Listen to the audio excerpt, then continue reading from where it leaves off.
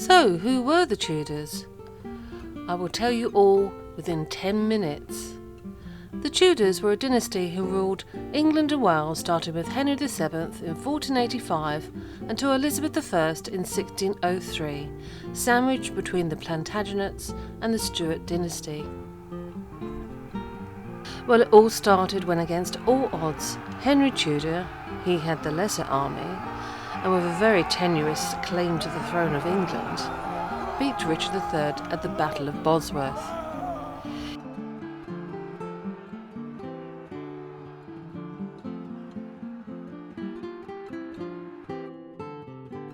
He became the king, King Henry VII.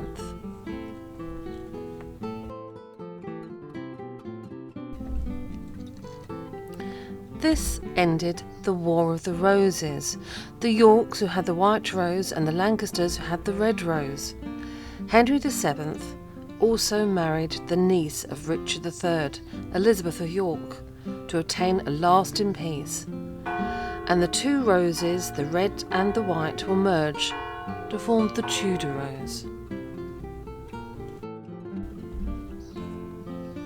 Henry and Elizabeth had 4 surviving children, 2 boys and 2 girls. Arthur was born in 1486, the eldest, Margaret born in 1489, Henry was born in 1491, and Mary was born in 1496. The eldest boy, Arthur, the heir, was trained for kingdom. Henry was trained for the church, and the 2 girls to make good political marriages. Arthur was married to Catherine when he was just 15, the daughter of the King and Queen of Aragon, a kingdom in Spain. But Arthur died just 5 months later of the sweating sickness in 1502.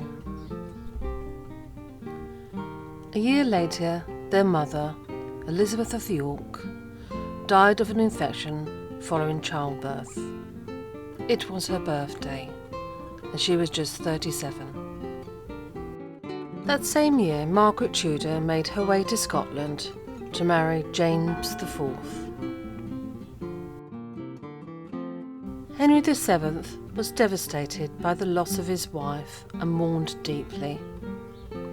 Henry VII himself died just 6 years later of TB. So, in 1509, Henry VIII became King of England at the age of just 18. Henry was young, tall, good-looking and rich, and he was finally from under the thumb of his father. So he married his brother's wife, Catherine of Aragon.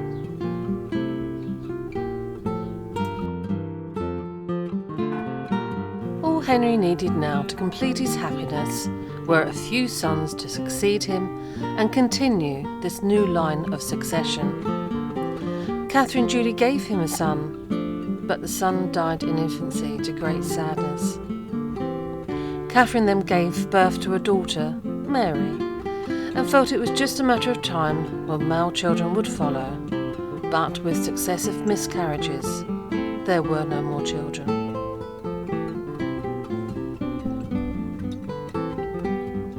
During this time, in 1514, Mary Tudor, Henry VIII's sister, was married to the 52-year-old King of France, much to her unhappiness, as she was only 18. He died 3 months later, and Mary went on to marry her beloved Charles Brandon. Meanwhile, after nearly 20 years of marriage, it did not look like Catherine would ever provide Henry with a son. Henry left Catherine. He had met the vivacious Anne Boleyn, and he wanted to marry Anne.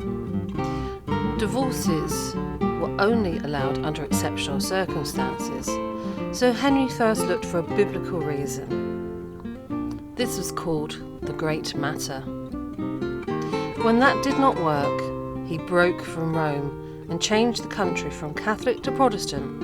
In 1533, after many years of waiting, Henry finally married Anne, and she gave Henry a daughter, Elizabeth. Henry was disappointed, but again felt that it was only a matter of time. When Anne fell pregnant again, Henry had a jousting accident, and she lost the baby. There were no more children that lived. After 3 years of marriage and 1,000 days, Henry had had enough of Anne. This time, he didn't worry about a divorce. She wasn't the daughter of some foreign power. He just had her executed under trumped-up charges.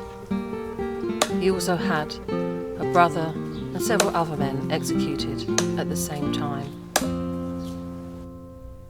11 days later, Henry married Jane Seymour, and she gave him the longed-for son, Edward.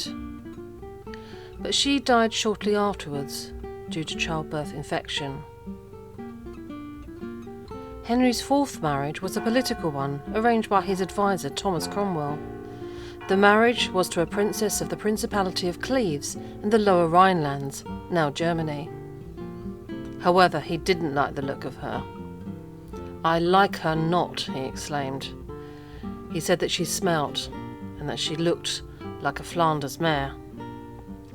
So they divorced, amicably, as brother and sister. Thomas Cromwell, however, lost his head. Henry was now 49, and this time he took a wife for himself, a very young wife, Catherine Howard, who was still a teenager at the time. He doted on her, and it seemed to give him a new lease of life. But while he doted on her, she soon became bored of her older husband, and like her cousin Anne Boleyn, got the chop. Finally, Henry married Catherine Parr, whom he stayed with until his death at the age of 55 in 1547. Henry was buried with Jane Seymour, the wife who had given him a son. Henry VIII was succeeded by his 8-year-old son, Edward. Edward was a staunch Protestant, but he himself died at aged 15. As Edward did not want his Catholic sister, Mary I, to revert the country back to Catholicism, so Edward passed the reign to Lady Jane Grey. Teenage bookworm Lady Jane Grey was managed and manipulated by the Dudley family. She was married off to Guildford Dudley and was made queen. After 9 days, she was overthrown and executed. In 1553, Henry VIII's daughter Mary succeeded to the throne. She married Philip of Spain II, as they were Catholic like herself. As predicted, she did try to revert the country back to Catholicism, earning herself the nickname Bloody Mary. But she died without children at the age of 42. Then Henry VIII's second daughter, Elizabeth I, became queen in 1558, Gloriana, and reigned for the next 45 years. Elizabeth was a very successful ruler, but she did not marry or have any children. Since her father broke with Rome, and the very tenuous link the Tudors had to the throne caused many problems for her and successive reigns. She had Mary Queen of Scots executed, and the country was attacked by the Spanish Armada. At the age of nearly 70, Elizabeth decided she was going to die. She would not lay down and stood. After a few days, she lay down on some cushions. She died in 1603. Elizabeth was the last of the Tudor dynasty. She was succeeded by the son of Mary Queen of Scots, King James, and so began the Stuart dynasty. Please subscribe, like or click on the bell to be notified of other upcoming videos. Thank you for watching. See you soon.